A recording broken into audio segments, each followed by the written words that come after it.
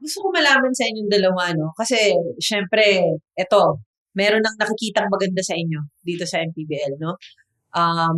Kung meron man marating ang Bulacan this season, well and good. Pero ano pa yung nakikita nyong pwede pang mangyari sa future nyong dalawa, mga pangarap nyo pa para sa isa't isa? Maybe beyond Bulacan or maybe beyond the MPBL? Ano pang mga gusto nyong mangyari? Ako, syempre, makapaglaro sa PBA. Yan, dream ko din talaga yun. Tapos, yun nga, pero dito sa PBL muna, kung may ibang teams na makakita. Window Ganda ng season. timing niya. Ang ganda ng Again, timing niya. we are making this recording, Nix. On the 8th of June. 8th of June. That means ang window natin, I believe 1 week, no? June 15 yata, Yes. ang deadline. Oo. Okay, and you will see this episode 2 or 3 days later. Yeah. So pagdating ng time niyon, meron pang mga 4 na araw, more or less. Yes. Okay. Si Aaron Paul, hindi baka si Aaron dyan po ang puli. May kakambal po to. Okay. Si Aaron Paul. Oo. Pero, ikaw ba, sino yung mga hinahangaan mong team sa MPBL? Hinahangaan lang naman. Hindi naman ibig sabihin gustong lipatan. Hinahangaan lang. Ilinaw mo na mabuti yan. Ilinaw na mabuti. Gusto kong team, wala nang player, meron. Sige. Sa Iguesen.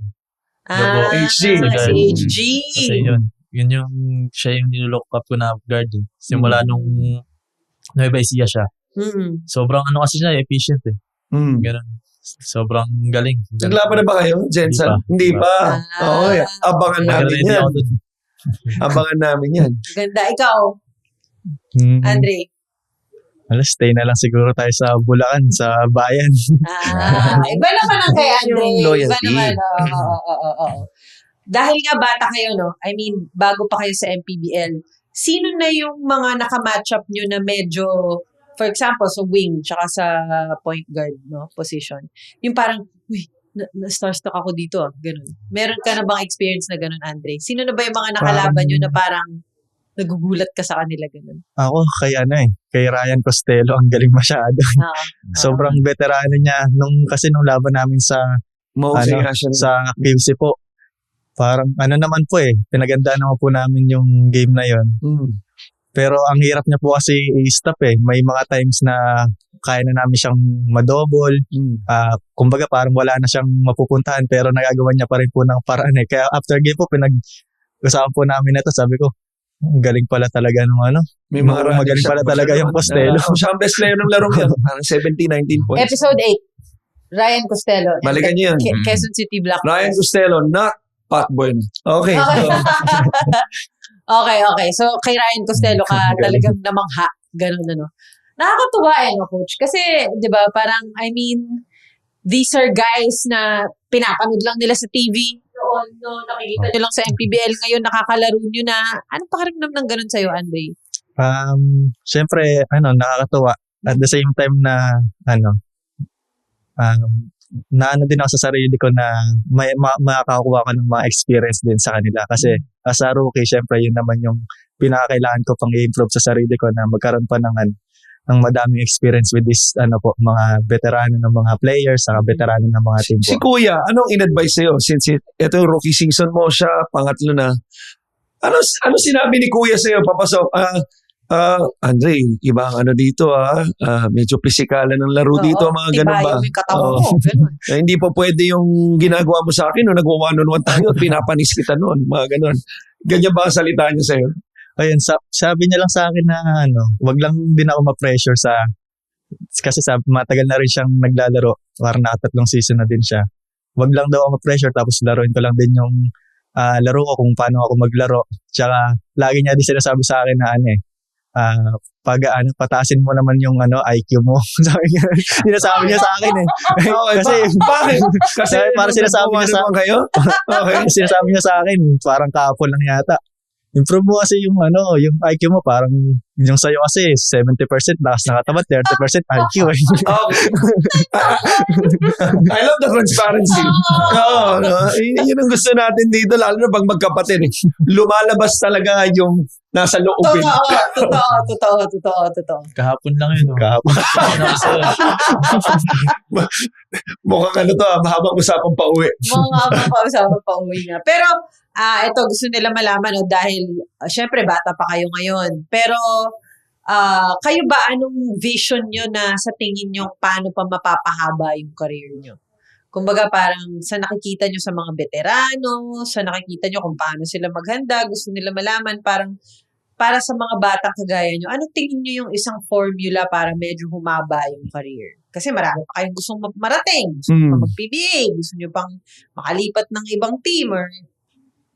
Siguro sa akin yung sa character development. Kailangan ayusin yung character tapos IQ. Okay. Sa pro, kailangan talaga. Sabay tingin sa'yo eh. Sige, ganito. Dahil magkapatid kayo, ibahin natin.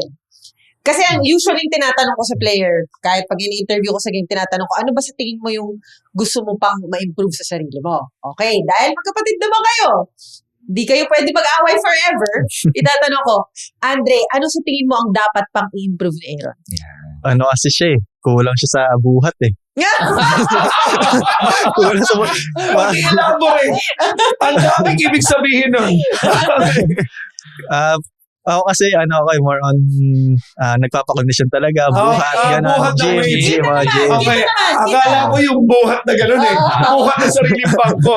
Okay, ano pa? Lagi kasi siyang, inaaya din talaga kapag tara, tayo, buhat tayo, gym tayo. Siguro, yun lang naman yung, yung parang pulasan. Sabi ko sa kanya, magaling ka na kung kapag nagbuhat ka pa or pinalakas pa ka, mas marami ka pang magagawa ba na punto. Anong saan rebansi mo doon? Anong sagot mo doon sa sinasabi niyang yun? Agree naman ako doon. Agree ka naman. So, ang punto mo, yung momentum kung kailan mo gagawin. Joe. Okay. Ganun na ganun din kami, mga brothers namin. Pero kami, nag-aasaran kami. Kulang ka ba sa buhat yan? Hindi, ito alam mo paano mo siya kailangan asaran mo siya lagi na, hindi ka naman nabubuhat para mapilitan mo siya magbuhat. Ginagawa natin sa younger or dati nung mas malaki pa si Javi sa akin. Okay. Inaasar niya lang, payat mo lagi, tinatalsik ka lang. Hanggang, alam mo yun, nasabi ko, sige na, buhat na nga ako. Alam mo yun, pero maganda yun na lagi kayo nagsasabihin na ganun. Kasi kahit sabihin mo, challenge. It's still healthy. It's for your growth pa rin. Right. Pero alam mo, hindi man tayo magkapatid. Hindi ko na sasabihin kung anong advice ko sa'yo dahil sa championship ring mo ngayon. May karapatan ka magyabang ngayon. Buti sinuot mo yan. Okay. Aaron, ikaw naman, ano naman ang gusto mong ma-improve ni Andre? Siguro yung confidence niya sa court. Okay. Offensive wise. Kasi lagi ko naman sinasabi pa sa kanya kasi ito defender talaga coach Simula high school hanggang college defender siya. Kumbaga, sabi ko, magbukaw ka naman. Sabi ko, sa game lang, magbukaw ka naman. Sabi ko, bawi, i-rebansin mo. Balik mo yung kanina sinabi niya. Sabi mo, paano ako magbabukaw? Tinatabi mo na ako sa corner. Kung di ka pa nakasubscribe, ano pang hinihintay mo? Bawat episode, bawat laro, bawat kontrobersya sa MPBL, nandito kami para harapin lahat. Hanapin ang Rebanse sa Spotify, Apple Podcasts, at YouTube. Kung may gusto kang sabihin, may issue kang gustong harapin, o may rebanse ka sa sinasabi namin ngayon, mag-subscribe, i-share, makiisa sa usapan.